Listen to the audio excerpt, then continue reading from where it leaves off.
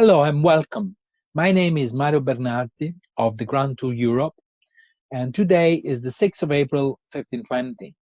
So, 500 years ago, on this day, Raphael of Urbino, Raffaello, died aged 37, and he was buried in the Pantheon in Rome. Now, as I started my career working in the Pantheon, I always had this very special relationship with Raphael, or at least with his tomb, and the memory and everything he stood for and what he represented today. So I thought I'd like to start a new series of this quarantine talk dedicated to Raphael, one of Raphael's most neglected masterpieces you can find in Rome. I'm speaking about the Rooms of Raphael, which are inside the Vatican City and today part of the Vatican Museums. Now, of the 25, 30,000 visitors that every day visit the Vatican Museums, basically most of them went straight to see the frescoes of Michelangelo by Michelangelo inside the Sistine Chapel, or many classical statues, or spending time inside the St. Peter's Basilica. And very few really dedicated the time it needed to the Rooms of Raphael. And that's why I would like to dedicate this talk to the rooms. Now, the rooms are 4, but actually there were 5 that were open to the public. I will make 4 different videos for all of them, plus this one, which is basically an introduction. The rooms were basically started in 1508, where Raphael came to Rome, invited by Donato Bramante, who introduced him to the Pope, Julius II, the same Pope who asked Michelangelo to paint the ceiling of this. In the same years, the 2 great artists were working next door to each other, even though they didn't really like each other. Actually, Michelangelo was very jealous of him and didn't like him at all. So originally, the rooms, because it was such a vast space with a lot of walls to be painted, the general idea was to have a number of different artists, including Baldassare Peruzzi, Sodoma, and a few others, to paint these rooms. Pietro Perugino, which was Raphael's master. When Pope Julius saw how talented and how gifted and how fresh, now new the style that Raphael was capable to display and show, he actually wanted Raphael to do them all. Raphael used a number of pupils and helpers, had a big team that could really quite quickly create beautiful masterpieces. So he started in the room which is now called Stanza la Segnatura, which is the Pope's studio, office. And I will be using, to give you the virtual tour, is share the screen first. This is Raphael. This is a portrait of Raphael. He's quite tall, big, handsome guy.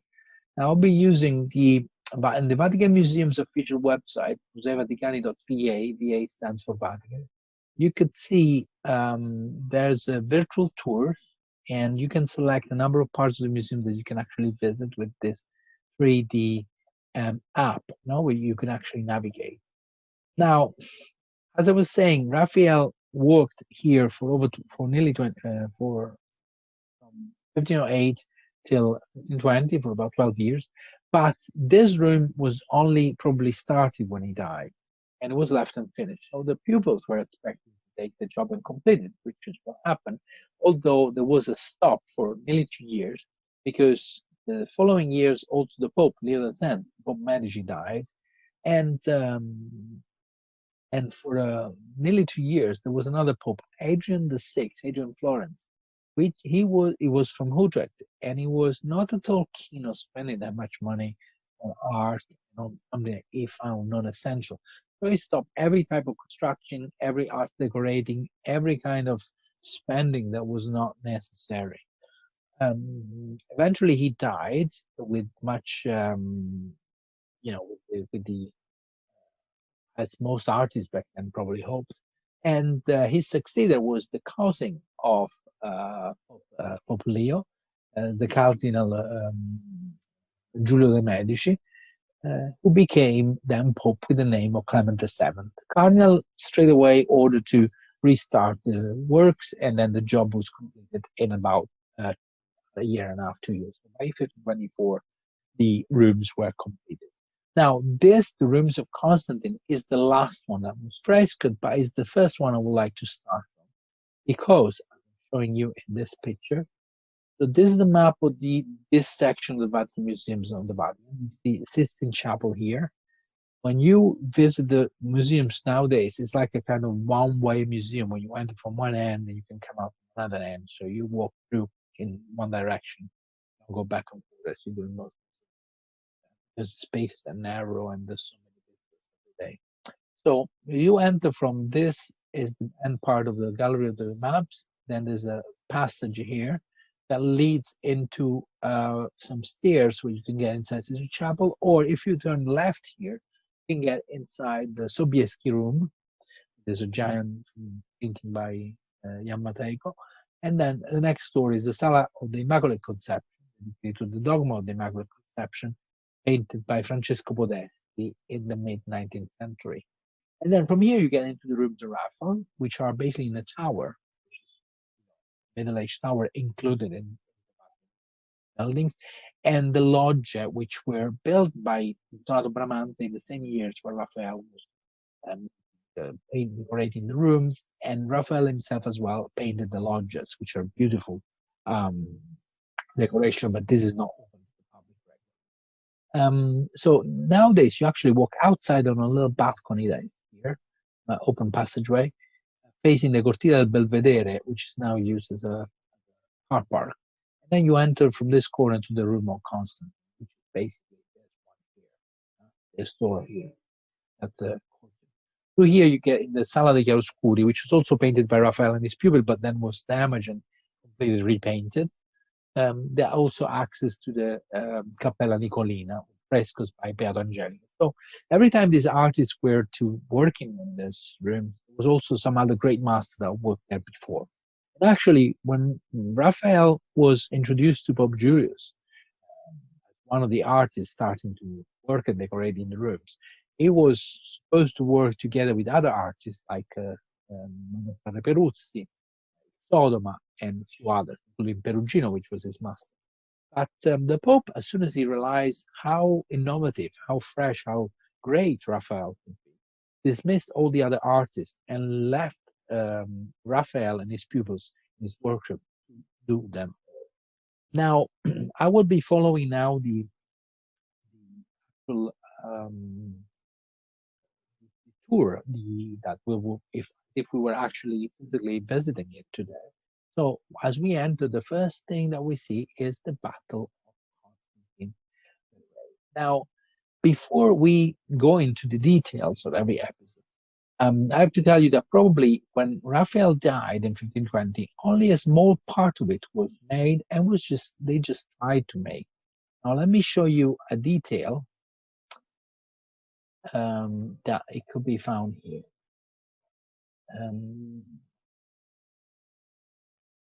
So there we are. You can see this is the Allegory of Justice, and this is Pope Urban I, and then there's the Allegory of Charity here, breastfeeding all these kids. Now you can see that this is a slightly different style than the rest of the later. This was probably made by Raphael himself. Giorgio Vasari, which is the main source of information about early 1500 art, said that Raphael made this Allegory of Justice as an experiment using a very innovative technique that was imported in Italy at the beginning of 1500s, coming from Northern Europe, oil painting. Now, traditionally, these frescoes would have been made with yolk tempera, so base egg yolk tempera. But the oil painting, although it was a little bit more complex, it was a lot more flexible and gave access to a much wider variety of effects, and especially a larger number of colors. Now, there were some trials in doing wall paintings on oil. They weren't very successful. One was Leonardo da Vinci in Florence and Palazzo Vecchio. But according to Vasari, Raphael made this Allegory of Justice. She has a scale in one end, and then she's holding this ostrich neck with the other end, which is a symbol of equity or or equality, because is the fact that all these thumbs are of the same length. It makes the same size for all. So basically, is a symbol of equality. Now, you can see that there is a lot of details in this figures. There's a great deal of details. For a fresco this big, this level of detail, it's really, really hard to achieve. It's really time consuming. Now, let's get back to the main wall. And before we describe in more details, as I said, probably Raphael made this figure of justice, and then he died, leaving only the cartoons, only the preparatory drawing. I can show you. This is the drawing. Probably this is by Francesco Penni, but or Giulio Romano. You could see here. This is the drawing. So the cartoons would have been like this. They were like a kind of blueprints of what a fresco looked like, that were used, as guidance for the pupils, and how to create. See, these little lines are because by measuring it, you can scale it on the wall.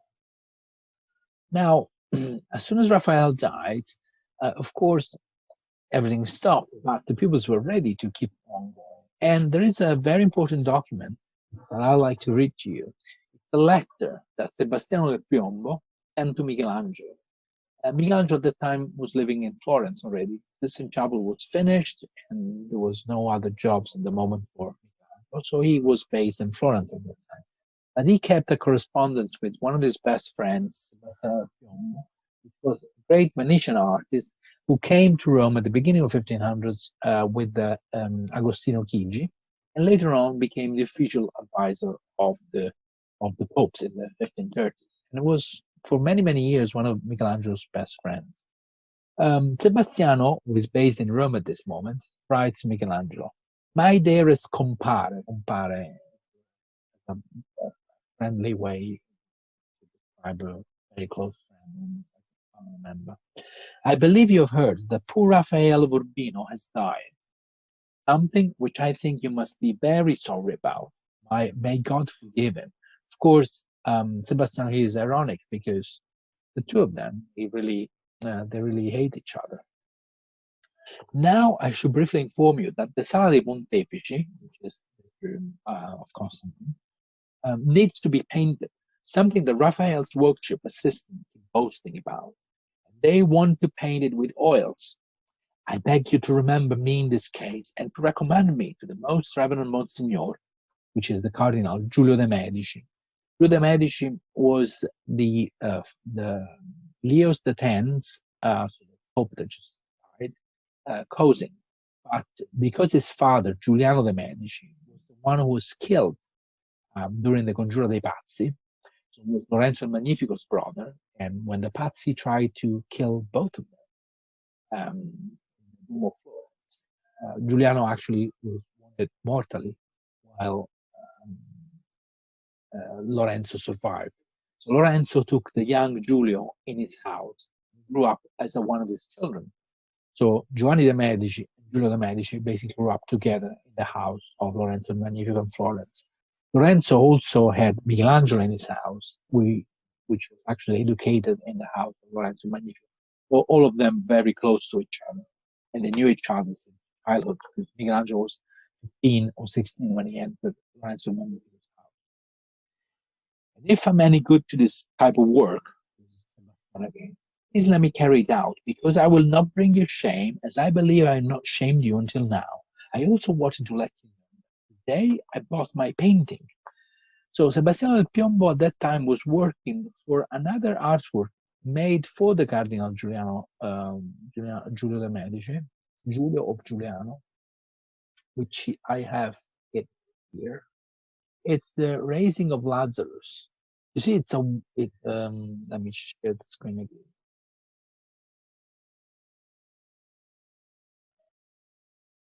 Is the raising of Lazarus. So this is by Sebastiano del Piombo. Now is in the National Gallery, but was made for the Cathedral of Narbonne, of which the Cardinal Giulio was the titular cardinal.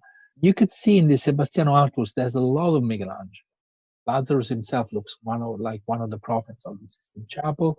The figures are quite statuary. There is only the background in the end, which is pretty Venetian. It reminds us of Giorgione. So it's where, you know, Sebastiano felt more free to use his own style. But all the rest, all the position and all everything, even the hand reminds us the hand of God or the hand of Adam in the ceiling of the Sistine Chapel. This was made shortly after the Sistine Chapel was finished. About my painting, The Raising of Lazarus, again to the Vatican Palace. The painting Raphel made, which is the Transfiguration, which is now in the Pinacoteca Vaticana, is inside the Vatican museums, and it's a beautiful painting we can see here. Actually, only the part on the top was probably painted while Raphael was still alive and was finished by his pupils and represent Jesus Christ between Moses and Elijah. These two paintings were both made for the same cardinal, so that's why the rivalry was quite, quite high there between Sebastiano and Raphael and his work. So let me finish reading the letter. So I bought my painting again to the Vatican Palace with the painting of Raphael made, and I was not ashamed of it. And above all, you should watch out, because one of Raphael's of Rubino's assistants is coming to Florence so as to get all the jobs in the Vatican Palace for the Most Reverend Monsignor, which is to the name. Please make sure that I'm giving at least one of these jobs, even though I've already written to the Most Reverend Monsignor and I have offered my services for work and conduct. Nothing more to say. May Christ keep you in good health. 12th day of April, 1520. So this is just 6 days after Raphael died. And the English translation was the one made for the exhibition about Sebastiano and Michelangelo, that took place 2 years ago in London. And then the signature is quite interesting. Your compare Sebastiano, Venetian painter. The Lord Michelangelo, most worthy sculptor, my most devoted lord in Florence. You see this beautiful 1500 letters where even if you're writing to one of your friends, you still use this beautiful language, this beautiful title. Now, so as the Pope Adrian VI dies in 1523, then Leo, the Cardinal Giulio de' Medici, is then elected Pope and takes the name of Clement VII. And it's a very important figure in Renaissance.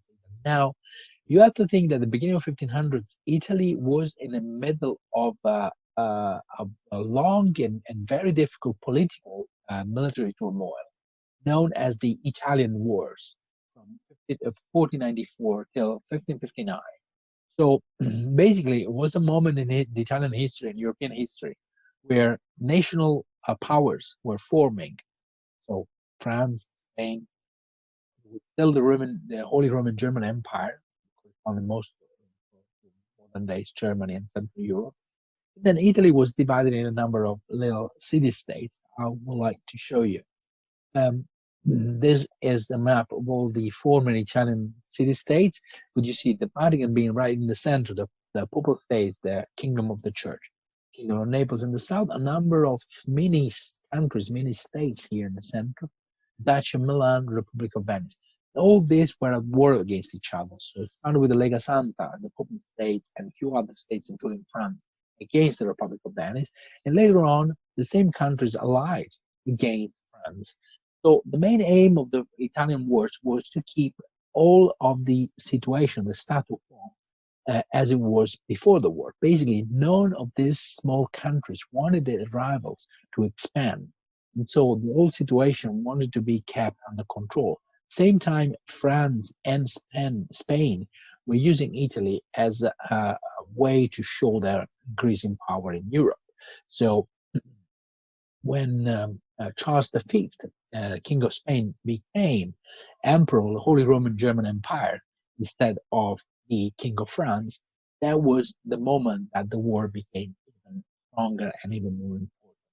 Now, you see, very complex period in history, but it's also very interesting, and it's one of the reasons that made the Renaissance, and also one of the reasons why Renaissance basically was brought to an end at the end of the words, the Italian of the Italian wars. Now we can go back to the rooms. So the pupils of Raphael were very, very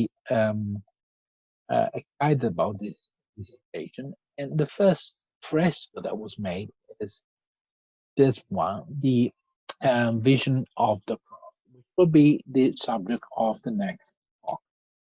The talk that will be dedicated only to this. Thank you for bearing with us. From Mario Bernardi, ciao.